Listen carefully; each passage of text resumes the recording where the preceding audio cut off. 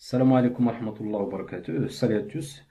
Dans ce chapitre, on va voir comment créer un virtual host sur votre serveur WAMP. Donc pour commencer, on va lancer notre WAMP server. Donc localhost. Donc premièrement, c'est quoi l'intérêt du virtual host? Donc les virtual hosts, ils vont tout simplement vous permettre d'utiliser une URL personnalisée pour accéder à vos projets en local. Plutôt que d'avoir des URL de type http://localhost/mon site, on peut mettre http://mon site.online.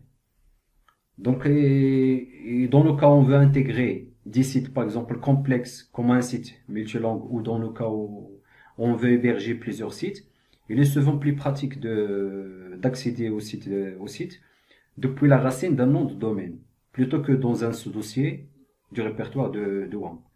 Cela évite les problèmes, il évite les problèmes avec les liens relatifs lors de la mise en production de notre site. La première étape, donc l'étape 1, donc on va activer la configuration de l'hôte virtuel dans le fichier http://conf. Donc ce dossier, on va le trouver on va aller dans disque local C, donc WAMP, bin, apache, donc ici conf, et on a notre fichier httpd.conf. Et aussi on a un autre fichier qu'on va changer, c'est dans extra, donc c'est httpd-veos.conf. Donc, ou bien on va accéder à ces fichiers directement dans le menu de WAMP. Donc on va ici, Apache, donc http://conf. Donc la première étape, donc on va activer la configuration dans l'hôte virtuel dans ce fichier. Donc on va ouvrir ce fichier. Donc on va faire CTRL F et on cherche virtual host. Donc on va faire find. Donc c'est la ligne 534. Donc initialement l'inclusion de l'hôte virtuel est commentée. Donc ici il est commenté. Donc soit si vous trouvez ici un dièse, il faut juste le supprimer et vous faites un CTRL S, vous enregistrez votre fichier. Donc sinon, s'il est déjà décommenté, donc c'est que la fonction de dot virtuel dans le serveur Apache de WAMP est activée. Donc on fait un CTRL S. Donc c'est tout ce qu'on a à faire dans ce fichier. Donc on va fermer.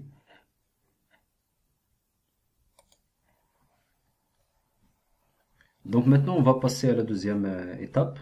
Donc ce qu'on va faire, c'est on va mettre à jour le fichier de configuration de l'hôte virtuel httpd-veos.conf qui se trouve dans le dossier CWAMP comme je vous ai montré tout à l'heure. Donc ici, vous devez ajouter l'entrée de votre hôte personnalisé en conséquence.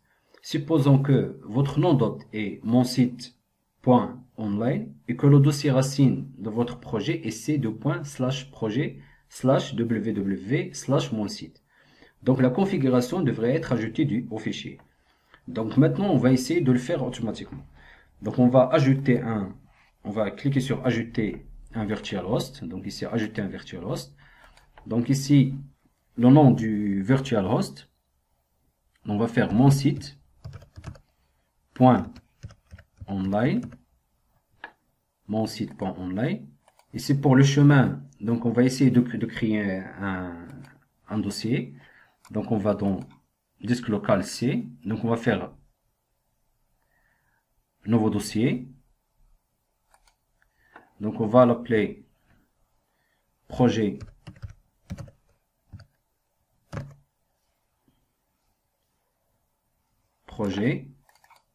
Donc on va créer un autre dossier www.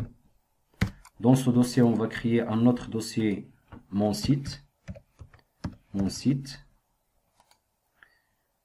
dans mon site, donc on va créer un fichier index.php. Donc on va faire new file, CTRL S. Donc on va chercher notre dossier, projet, donc www, mon site, on va l'appeler index.php. Ici on va faire HTML. Donc PHP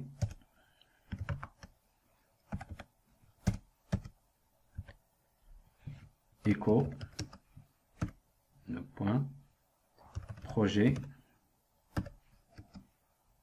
virtual host point virgule CTRL S. On ferme et on va chercher notre chemin. Donc ici on va faire copier. Donc c'est le chemin exact de notre dossier virtuel. Donc on va faire CTRL V et on fait démarrer la création du virtual host. Donc le fichier a été modifié. On va faire. Donc comme vous voyez ici, on a notre projet virtual host, donc notre dossier. Donc maintenant cette entrée, elle permettra à l'hôte virtuel de rediriger vers votre dossier qui est en dehors du répertoire d'installation WAMP. Et vous pouvez accéder à votre racine web en tapant mon site.online dans la barre d'adresse du navigateur. Maintenant, cette entrée, elle permettra à l'hôte virtuel de rediriger vers votre dossier qui est en dehors du répertoire d'installation WAMP. Et vous pouvez accéder à votre racine web en tapant mon site.online dans la barre d'adresse du navigateur. La troisième étape, elle consiste à modifier le fichier hôte, ou bien le fichier host de Windows, qui est situé dans la racine C, Windows System32 Drivers etc. Donc il est probable que le fichier host ne soit pas éditable pour des raisons de sécurité.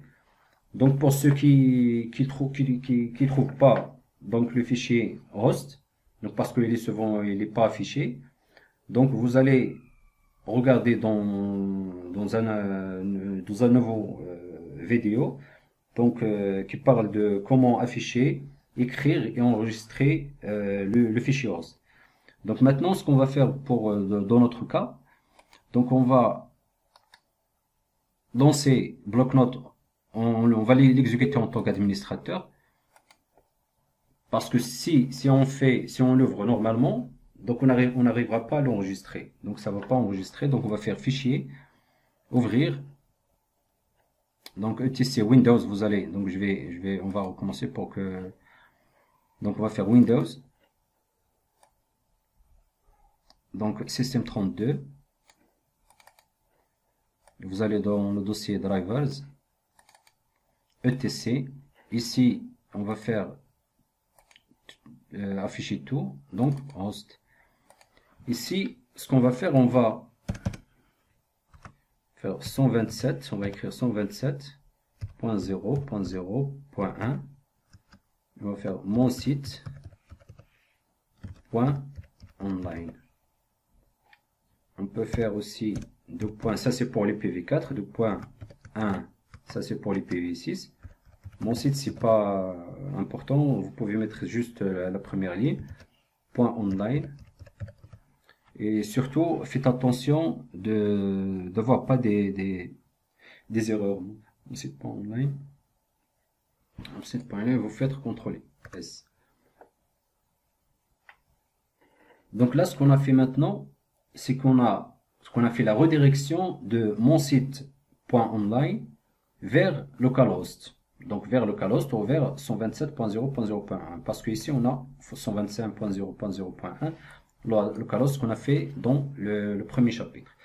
Donc normalement le fichier host, il a le même rôle qu'un serveur de DNS. Donc ce qu'elle va faire le fichier host, il va préciser quelle adresse IP est associée à un nom de domaine. Donc ici, on a associé cette adresse IP à ce nom de domaine. Donc ce fichier, il est consulté avant tout accès à un serveur DNS externe. Ici, on précise que le nom de domaine monsite.1, monsite.online, pointe sur notre machine 127.0.0.1.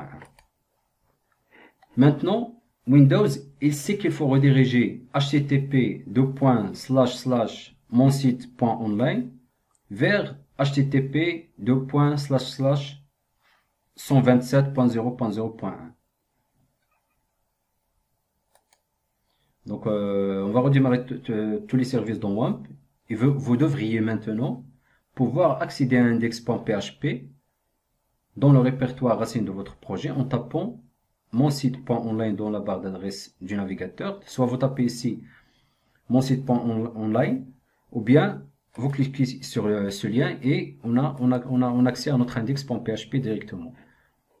Comme vous voyez, si on clique sur mon site.online, donc on voit que mon site.online, il pointe sur c:/projet/www/mon-site.